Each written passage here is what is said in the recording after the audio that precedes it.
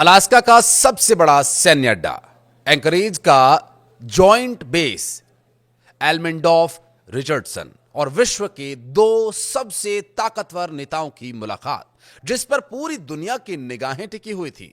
देखने में भले ही ये मुलाकात बहुत शांतिपूर्ण लगे, लेकिन दोनों ने भले ही बहुत सधे हुए बयान दिए हों, कुछ कुछ बातें ऐसी हुईं जिसे यह समझना मुश्किल नहीं है कि अब अगली मुलाकात तक कुछ बड़ा होने वाला है।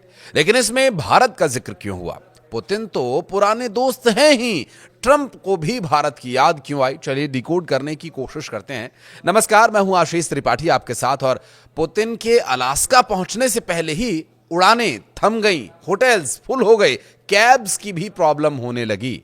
और यह सब हुआ ट्रंप पुतिन की मुलाकात से ठीक पहले। और हो भी क्यों ना, ये वो जगह है जहां से शीत युद्ध के दौरान रूस पर, या यूं कहें कि उस वक्त के सोवियत संघ की निगरानी के लिए इस जगह को इस्तेमाल किया गया था। बहरहाल मौका था ट्रंप और पुतिन की मुलाकात का, और मुद्दा रूस यूक्रेन के बीच संघर्ष को विराम देने की बात करने का। लेकिन ऐसा कुछ हुआ नहीं। पुतिन ने सीधे तौर पर तो ट्रंप की बात मानने से इनकार नहीं किया, लेकिन बातों ही बातों में यह भी बता दिया कि उन्होंने बात मानी भी नहीं है। प्रेस वार्ता में दिए गए बयान से यह बात साबित भी हो गई। दरअसल यह शिखर सम्मेलन यूक्रेन के अंदर संघर्ष की दिशा ही नहीं, बल्कि यूरोप की सुरक्षा को भी निर्धारित कर सकता है। और इस शिखर सम्मेलन में किसी भी सफलता की गारंटी नहीं रही, लेकिन आगे की बातचीत के लिए राह खुले, इस लिहाज से यह मीटिंग बहुत महत्वपूर्ण थी। अब अगली मीटिंग के लिए अपॉइंटमेंट लिया गया है और अगली मीटिंग के लिए निमंत्रण भी दिया गया है। डोनाल्ड ट्रंप को रूस बुलाया है पुतिन ने। यूक्रेन के प्रेसिडेंट जेलेंस्की पहले ही ये कह चुके हैं कि यूक्रेन के बिना यूक्रेन के बारे में कोई फैसला नहीं हो सकता। हालांकि ट्रंप ने आगे ये भी कहा कि बातचीत में जेलेंस्की शामिल हो सकते हैं। पुतिन के बाद अब ट्रंप ने मीडिया को संबोधित किया और उन्होंने कहा कि वो पुतिन की इस भावना से सहमत हैं कि दोनों नेताओं के बीच बैठक अच्छी रही। हालांकि ये भी कहा कि कुछ ऐसे पहलू हैं जिन पर दोनों नेताओं के बीच अभी भी मतभेद हैं। जी हां, हम उन्हीं मतभेदों की बात कर रहे हैं जिसके चलते दोनों नेताओं के बहुत सधे हुए बयान आए, लेकिन यह भी स्पष्ट कर दिया गया कि अभी सब कुछ ठीक नहीं है। जी हां, ट्रंप ने यह भी कहा कि वो यूरोपीय नेताओं, नाटो सहयोगियों और खासकर यूक्रेनी प्रेसिडेंट व्लादिमीर जेलेंस्की से बात करेंगे और बैठकों के नतीजों का जायजा भी लेंगे। रूसी राष्ट्रपति व्लादिमीर पुतिन ने अलास्का में संयुक्त प्रेस कॉन्फ्रेंस को पहले संबोधित किया और पुतिन ने कहा कि बातचीत रचनात्मक रही। उन्होंने अलास्का पर पूर्व रूसी नियंत्रण की चर्चा की। पुतिन ने अमेरिकी राज्य में सैकड़ों रूसी शहरों और कई रूसी ऑर्थोडॉक्स चर्चेज के नाम का भी जिक्र किया। प्रेस कॉन्फ्रेंस के दौरान एक के बजाय दो सेटअप्स लगाए गए थे, जिससे यह संदेश जाए कि अमेरिकी प्रेसिडेंट डोनाल्ड ट्रंप और उनके रूसी समकक्ष व्लादिमीर पुतिन के बीच बैठक बहुत अच्छी रही। पुतिन ने भी वार्ता को रचनात्मक करार दिया और ट्रंप को मॉस्को आने का निमंत्रण दिया। हालांकि पूर्व नाटो राजदूत डगलस ल्यूट ने यह कहा कि ट्रंप इस मुलाकात से कुछ हासिल नहीं कर पाए, जबकि पुतिन ने अपनी वैश्विक छवि को और मजबूत किया। ट्रंप ने यूक्रेन के राष्ट्रपति व्लादिमीर जेलेंस्की से शीघ्र समझौता करने और यूरोपीय देशों से सक्रिय भूमिका निभाने का आग्रह भी किया। पुतिन ने यूक्रेन युद्ध को रूस के लिए दुखद बताया और दावा किया कि अगर ट्रंप 2022 में राष्ट्रपति होते तो यह युद्ध शायद न होता। बैठक के बाद पुतिन ने सोवियत सैनिकों की कब्र पर जाकर फूल चढ़ाए, उन्हें श्रद्धांजलि दी। ट्रंप ने बाइडेन प्रशासन पर युद्ध रोकने में नाकाम रहने का भी आरोप लगाया। हालांकि इससे पहले 4 लड़ाकू विमानों की गड़गड़ाहट के बीच ट्रंप ने पुतिन को अपनी कार द बीस्ट में बैठने का न्योता दिया। मुलाकात से पहले ट्रंप ने कहा था कि वो 2-3 मिनट की बातचीत के बाद ही यह बात जान जाएंगे कि पुतिन डील चाहते हैं या नहीं। बातचीत कितनी अच्छी रही, इसका अंदाजा आप इस बात से भी लगाइए कि पुतिन ट्रंप की कार में बैठे, जो लगभग 10 मिनट तक चलती रही। एयरपोर्ट से निकलते वक्त पुतिन का चेहरा कार की खिड़की से दिखाई दे रहा था। पुतिन इस दौरान मुस्कुरा रहे थे। मीटिंग भी लगभग 2.5 घंटे चली। पुतिन ने प्रेसिडेंट ट्रंप का कहना मानकर उनकी कार में सवारी की थी। पुतिन ने भी बाद में सौदेबाजी दिखाई और ट्रंप से इसके बदले में एक खास चीज मांग ली।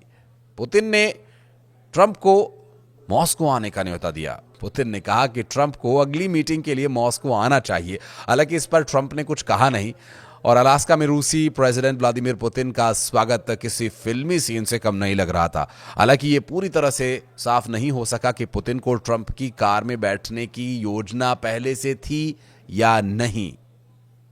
देखिए, जो डोनाल्ड ट्रंप हैं वो किस तरह के व्यक्ति हैं और कैसे उनका माइंड फ्लक्चुएट करता है, कभी पल में तोला पल में माशा वो हो जाते हैं, ये बात तो पूरी दुनिया जानती है। लेकिन ठीक इसके उलट व्लादिमीर पुतिन जितने शांत और गंभीर नेता हैं, वो अपनी एक एक चाल, अपने एक एक मूव से ये दिखा देते हैं कि वो इस बात से इत्तेफाक रखते हैं कि दुनिया ये जानती है कि पुतिन किस तरह के नेता हैं। पुतिन ने इस पूरे टूर के दौरान बहुत गंभीर और बहुत कॉन्फिडेंट एक मैसेज दिया है। और डोनाल्ड ट्रंप का उनके मॉस्को के निमंत्रण को लेकर के कोई जवाब ना देना या हाँ या ना उन्होंने कुछ नहीं किया। हालांकि वो बहुत एक बातचीत हल्की फुल्की लग रही थी, लेकिन पुतिन कोई भी बात ऐसे ही तो नहीं बोलते। उन्होंने अगर उन्हें मॉस्को आने का न्योता दिया तो डोनाल्ड ट्रंप को या तो ये स्वीकार करना था या फिर इस पर इनकार करना था। लेकिन कोई बात उन्होंने नहीं कही, तो इस बात से अंदाज़ा हो जाता है कि डोनाल्ड ट्रंप अपना इसमें एक अलग कोई मकसद ढूंढ रहे हैं। लेकिन इस दौरान हमने कुछ और विशेष बातें जो नोट की, जिसमें मॉस्को नंबर प्लेट वाली एक पुतिन की कार भी वहां मौजूद थी। बहरहाल इस मुलाकात में सब कुछ अच्छा दिख रहा है, जबकि यूक्रेन की प्रेसिडेंट जेलेंस्की ने अमेरिका के राष्ट्रपति पर पहले ही भरोसा जताया था। ट्रंप पुतिन की मुलाकात से पहले जेलेंस्की ने क्या कहा था वो आपको बताते हैं। उन्होंने कहा कि सेना के पैर जमाने की कोशिशों का मुकाबला हो रहा है और जिन जगहों पर उन्होंने कब्जा किया हुआ है वहां से उन्हें हटाने का दबाव उन पर बन रहा है और हम अपने सहयोगियों को जमीनी हकीकत से अवगत करा रहे हैं। उन्होंने कहा कि सही मायने में बहुत कुछ दांव पर लगा हुआ है और मुख्य बात यह है कि इस बैठक से न्यायपूर्ण शांति की दिशा में एक वास्तविक रास्ता खुले और रूस, यूक्रेन, अमेरिका के बीच एक ठोस चर्चा हो। उन्होंने युद्ध को समाप्त करने को लेकर ठोस कदम उठाने पर जोर दिया। कहा, युद्ध समाप्त करने का समय आ गया है और इसके लिए रूस को जरूरी कदम उठाने चाहिए।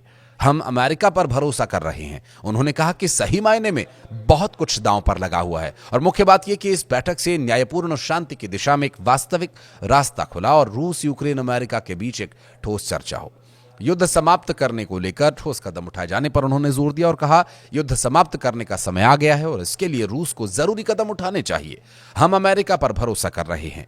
लेकिन ट्रंप के बयान से भी साफ हो गया कि वो युद्ध पूरी तरह से रुकवाने के मूड में फिलहाल नहीं है और शायद वो सिर्फ अपने को प्रासंगिक बनाए रखने के इरादे से इस मध्यस्थता का हिस्सा हो।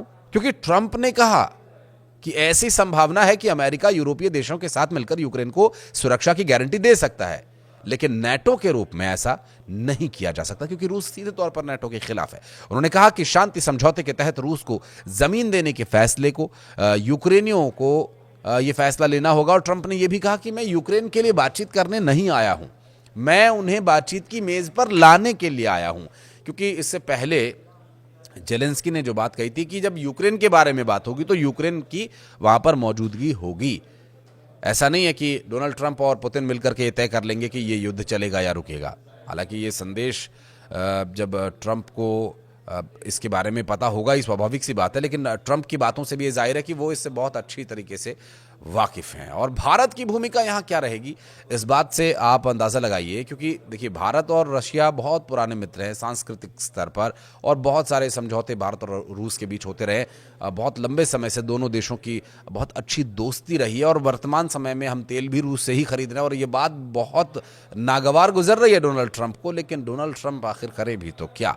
लेकिन उन्होंने यहाँ पर इशारा भी ज़रूर दिया है कि जो भारत की भूमिका रहेगी वो अलग होगी। क्योंकि अब आप इस बात से अंदाजा लगाइए कि भारत के बिना ये रूस यूक्रेन युद्ध रुकवाना नामुमकिन सा लगता है। क्योंकि डोनाल्ड ट्रंप और पुतिन दो अलग अलग तरह के व्यक्तित्व हैं और इनके बीच जो पुतिन को सही तरीके से अगर कहा जाए कि इस बात के लिए राजी किया जा सकता है या उन्हें संभावनाएं युद्ध रोकने के बाद किस तरह से रूस के हित में ये होंगी, ये बात अगर कोई बता सकता है तो वो भारत ही बता सकता है। और इस बात से भी इनकार नहीं किया जा सकता कि आने वाले वक्त में जब मोदी की ट्रंप से या फिर पुतिन से मुलाकात होगी तो निश्चित रूप से इस बारे में भी बात होगी जो ये मीटिंग अलास्का में हुई। आप क्या कहना चाहेंगे कि भारत की क्या भूमिका होनी चाहिए रूस यूक्रेन युद्ध को रुकवाने के लिए? और जिस तरह से डोनाल्ड ट्रंप अपने तरीके से ही चलते हैं, तो डोनाल्ड ट्रंप पर नकेल कसने के लिए जो एससीओ की जो बैठक होनी है शंघाई में, जहां पर पुतिन भी होंगे, शी जिनपिंग भी होंगे, प्रधानमंत्री नरेंद्र मोदी भी होंगे, तो ये बात बेचैन कर रही है डोनाल्ड ट्रंप को। आप इस बारे में क्या सोचते हैं, जरूर बताइएगा।